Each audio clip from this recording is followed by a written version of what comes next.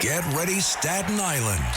The Ferry Hawks host the Hagerstown Flying Boxcars. Tonight at 7 p.m., it's soccer night, and kids glow around the bases postgame. Saturday at 6:30, it's Broadway night with postgame fireworks and Broadway rave. Sunday at 1:30, it's Military Appreciation Day, and the kids run around the bases. A great day out for the entire family. Kids run the bases after every Sunday home game. Want the best seats all season? Get more Ferry Hawks for only $63. Visit ferryhawks.com now to lock in your seats. Listen, all you New Yorkers. Excuse me, taxi. Okay, man, we're looking around. This is the 77 WABC minicast. Austin Metcalf. There is no other way to slice it. How else do you explain, or can you explain, you at a track meet appearing in a visitor's tent,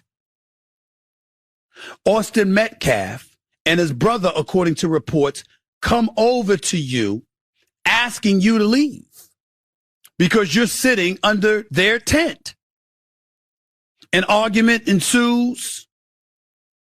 Folks have said it spanned more than 5-6 minutes. Others said it went as long as 15. A two-hand shove is believed to have happened by one witness. Another witness said it was a one-hand shove. How does that justify Karmelo Anthony pulling out a knife and stabbing Austin Metcalf to death? How? How?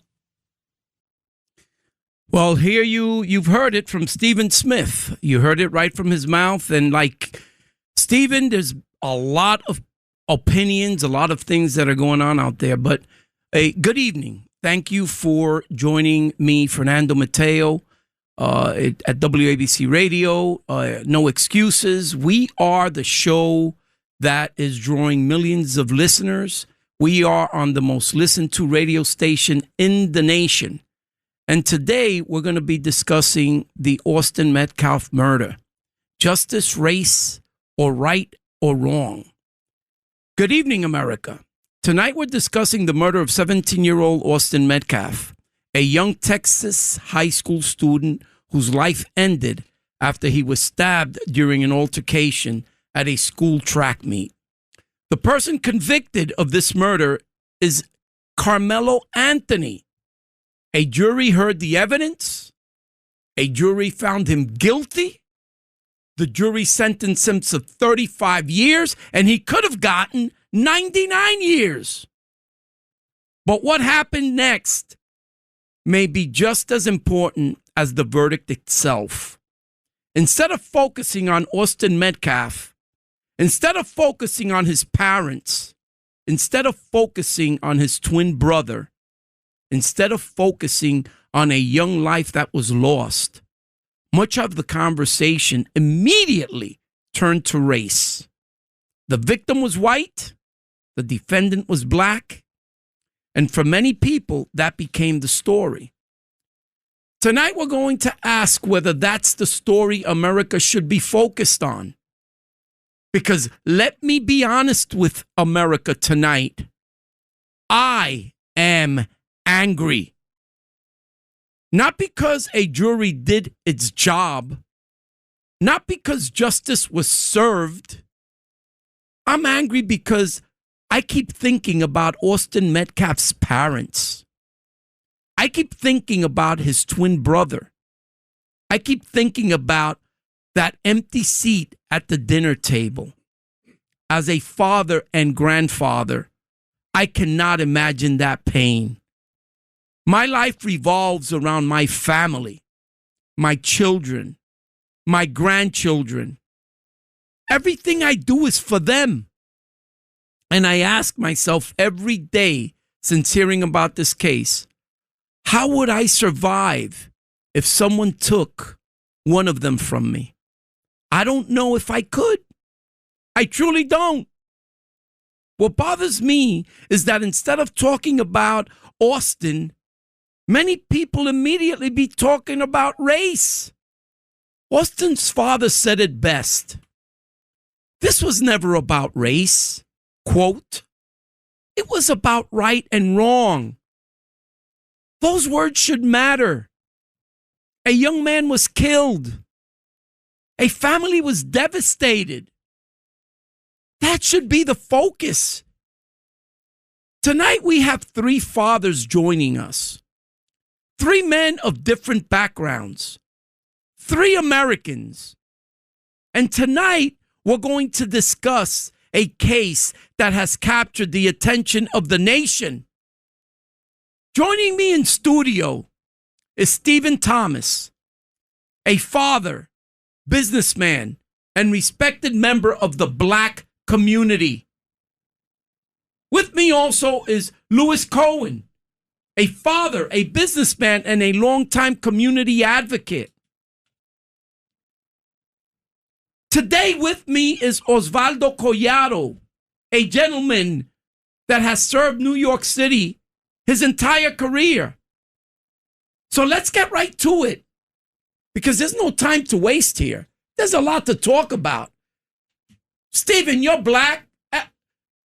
Lou, you are white. And Collado, you are Hispanic. We have the faces of America here. And the questions, I'm going to start with you, Stephen. You're a Black man. You're a father. And you're a successful businessman. Yeah. When you first heard about this case, what was your reaction? Initially, well, just going a part of it, when it comes down to, when I seen it, I really skimmed past it on Instagram. I really didn't pay too much attention to it because, you know, my feeds are a little bit different, more technology oriented. But when it finally landed and I saw what was happening, or what did happen, and how he was convicted for murder, I'm like, well, what happened? And then understanding the story, I'm like, oh my God, these 2 young kids, both of them lost their lives. Both of them. One is dead. One is gone for 35 years. 17 years, because under the law, he has to serve 50% of his time. But he will be back home as a young man. Well, there you go. He will. Back home is one thing. The fact that he is alive is the bigger part. The other one is not, is gone. So speaking as a father, and I have 5 sons, and, you know, you can't really just pinpoint and say, this is what I would do in a situation. Nobody can really say it unless you're in it. And unfortunately, the fact that one father's son, he can see again. The other father's son, he cannot. Well, I also want the public to know that the Karmelo Anthony's family raised almost $700,000. $700K. $700,000 to defend Karmelo. With a public defendant. Well, they took all that money, and according to the reports and the stories I've been reading, they used it to buy a house. They used it to buy cars. They used it to travel. They used it. They even say that his mother did her a nose job. Okay? They didn't even show up, according to what I've read in the papers. They didn't show up to court the day he was sentenced. You know, they pulled the plug on the GoFundMe page. Wow. You know, it was, to them, it was all about money. Let's use this Black kid to raise money, because we know that he's going to go to jail. And it worked. And we're going to protest it. And they've been protesting. What are they protesting, I ask? You can't defend. Stephen, what are they protesting? That I can't. They're race baiting, from what I understand. They're trying to change the narrative of right and wrong versus black and white. And that's the way I look at it for the long run at this point. Whereas they're saying, all right, this is a black and white thing. Look what happened with these other cases. And this guy, now it's a young Black man. They're going to put him away forever, without even realizing he just killed someone. He literally took out a knife and shoved it in his heart. You know, to me, the father abandoned this kid long time ago. Oh yeah. Well, this was all about money. when you put that into perspective, outside of the actual conviction and what happened, he had a plea deal. They gave this kid a plea deal. The parents said, no. Wow. You plead guilty. I mean, you plead not guilty. All right? Why? Because we're going to raise some money. Right. If he would have accepted a plea deal, he would have done 5 years, maybe 7, maybe 3. They would have worked out a deal. It wouldn't have been a trial. There wouldn't have been a trial. But guess what? If they would have worked out a deal, there would have been no money. So they were looking ahead. They're looking ahead. They're looking to, unfortunately, it's a money grab thing. And guess what? The Metcalf family lost a son. Yeah, his brother put it best. He says, I lost the godfather to my children. I lost an uncle for my children. I lost a brother. I lost my best friend. They were twins. Wow, that's heavy. And why? It was a track meet. Right. One team had a tent. The other team had a tent. Right. Why did Karmelo have to go over to the tent to start trouble? He could have ran through the rain. Why? And he didn't. And then he told the guy, if you touch me, and I heard he, like Stephen Smith said, he put his hands on his back. Right. And he turned around and stabbed him, killed him. Why was he there with a knife? Well, we don't know that yet. We don't know. I mean, everyone's asking the same question. His intentions was to go there and start trouble, probably impress somebody, right?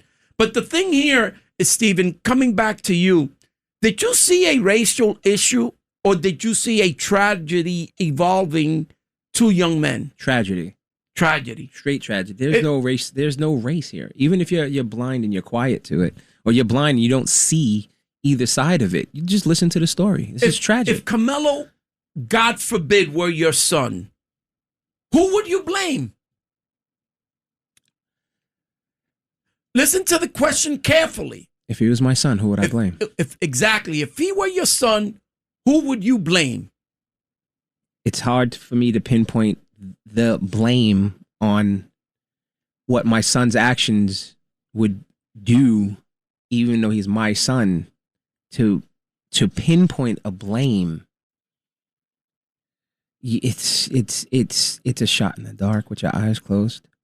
Only because I wouldn't be able to blame myself. I have to blame him. It was his action. Yeah, but guess what? You're bringing up your children. You're raising your children. I am. At a different level, right?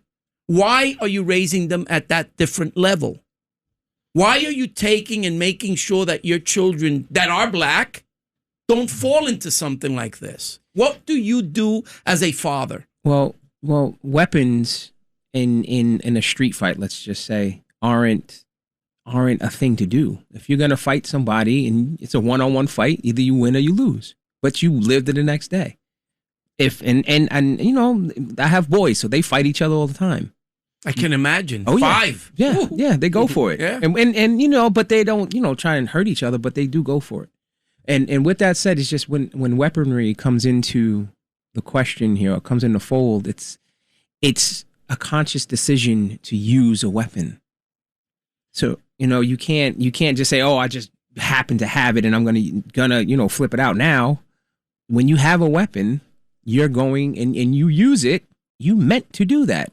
Listen, I'll tell you one thing. I've always said, as a kid, if my mother did something that she was not supposed to do, I will hold my mother accountable. Okay. There's no such thing as covering it up because he's your son. That's why I asked you the question. And the answer you gave me, I think, was appropriate. If he's your son, and what he did, how would you have handled this? Man, that's heavy. That's a heavy lift. You can only unload on him for so much because what he did was wrong on its face. and then coming to find out that a jury convicted you after the fact, you're wrong on your face. Okay. And the fact that I have to watch you go through all of this, and you're putting me through it and the family through it because of what you did. Okay, listen, we've got to go to a commercial break. We will be right back. I've got some really good questions for you, Stephen. Like, the next question you're going to listen to is, would you blame society? Let's go to a commercial break. .com.